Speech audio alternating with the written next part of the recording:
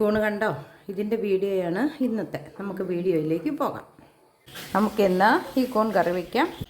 കൂണ് ഒരുക്കിയെടുത്തു. രാത്രി ആയതുകൊണ്ട് അതിന് നിങ്ങൾക്ക് നിറം വ്യത്യാസമൊക്കെ തോന്നണം കേട്ടോ. ഇതിന് കുഴപ്പമൊന്നുമില്ല. അതുകൊണ്ടാണിത്. പകലായിരുന്നെങ്കിൽ നമുക്ക് ആ പറമ്പിൽ തന്നെ പോയിരുന്ന ഇതിങ്ങനെ ഒരുക്കിയെടുത്തുകൊണ്ട് പോരായിരുന്നു.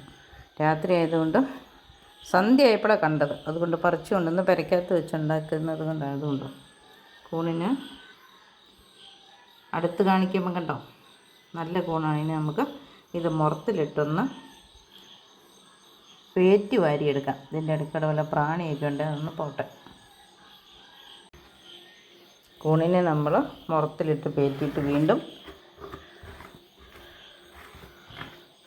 പെറുക്കിയെടുത്തു. അപ്പോൾ കുറച്ച് ഉറുമ്പോ അല്ലെ കുഞ്ഞു പ്രാണികളൊക്കെ ഉള്ളത് കൊണ്ട് ഇതിലൂടെ നടക്കണേ, അതൊക്കെ പോയി. നമുക്കൊരൽപ്പം മഞ്ഞൾ തിരുമ്മി വയ്ക്കും. ഇതിവിടെ മഞ്ഞൾ വെള്ളത്തിലൊരു കുറച്ച് സമയം ഒന്ന് കിടക്കട്ടെ. നമുക്കിനി ഇത് കഴുകി വാരി എടുക്കാം. ഉള്ളി, കാന്താരി മുളക്, കുരുമുളക്, വെളുത്തുള്ളി, പിന്നെ ഒരൽപ്പം മല്ലി,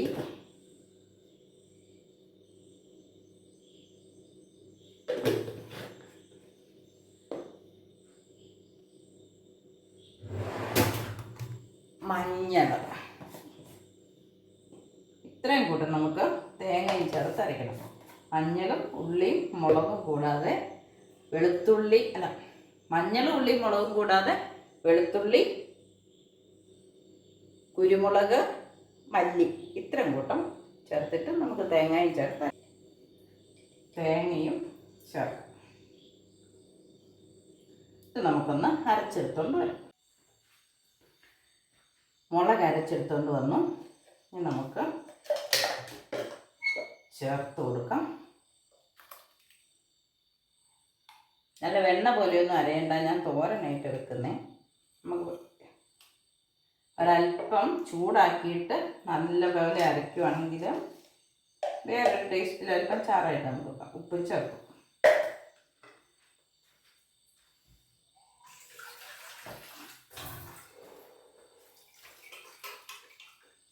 കൂണിന് അത്യാവശ്യം വെള്ളമുണ്ട്.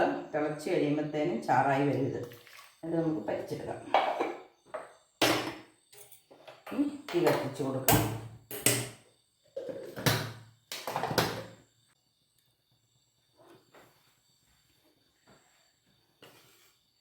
നമ്മുടെ കറി ഒന്ന് ഇളക്കി കൊടുത്തിട്ടുണ്ട്. ഇളക്കി യോജിപ്പിച്ചു. ഇനി നമുക്ക് മൂടി വെച്ച് വേവിക്കാം. വെയിറ്റ് ചെയ്യാം.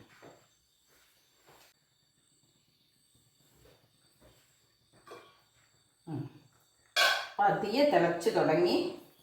ഇനി ഞാൻ നോക്കി പെറുക്കി നല്ലത് നോക്കി ഫ്രിഡ്ജിൽ വെച്ചിരുന്ന കറിവേപ്പിലയാണ് കേട്ടോ. ഒന്ന് നനച്ചിട്ട് ഒരക്കകത്ത് പൊതിഞ്ഞ് കടലാസിൽ പൊതിഞ്ഞ് വെച്ചിരുന്ന നമുക്കല്പം കറിവേപ്പിലയും ഇട്ട് കൊടുക്കാം.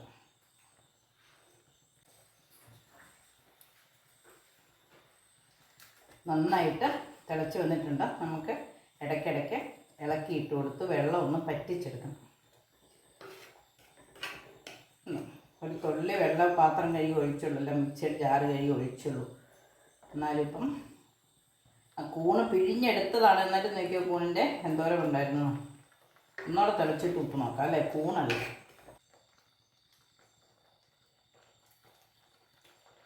ഉപ്പുണ്ട്, നല്ല ടേസ്റ്റ് ഉണ്ട്. ഉണ്ടോ? ആ കുരുമുളകിൻ്റെയും വെളുത്തുള്ളിയുടെയും മല്ലിയുടെയൊക്കെ കൂടെ ഒരു ടേസ്റ്റും കൂണിൻ്റെ ടേസ്റ്റും എല്ലാം കൂടെ നല്ല അടിപൊളി ടേസ്റ്റാണ്. ഇതുപോലെയൊക്കെ വർഷത്തിൽ ഒന്നാണെങ്കിൽ പോലും കിട്ടുമ്പോൾ നമുക്ക് എന്തൊരു സന്തോഷമാണ്. കൂണ പ്രകൃതിയിൽ നിന്ന് കിട്ടുന്ന ഒരു പ്രോട്ടീനാണ്.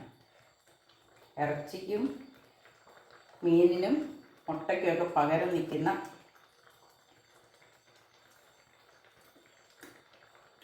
ഉപ്പ് നോക്കിയാൽ തീർന്നു പോകും. നമുക്ക് അടച്ചു വെച്ച് വേവിക്കാം.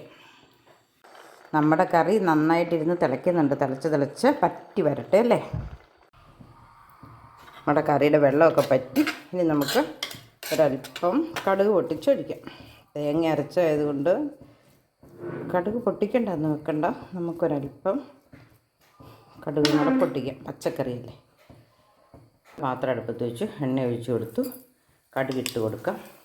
ഇനി നമുക്ക് ഉള്ളി ഇട്ട് കൊടുക്കാം. കറണ്ടില്ല, അതുകൊണ്ടാണ് ഈ ക്യാമറ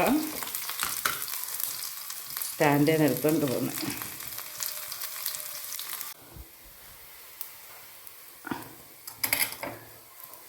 ഉള്ളി മൂത്തു, നമുക്ക് ഒഴിച്ചു കൊടുക്കാം.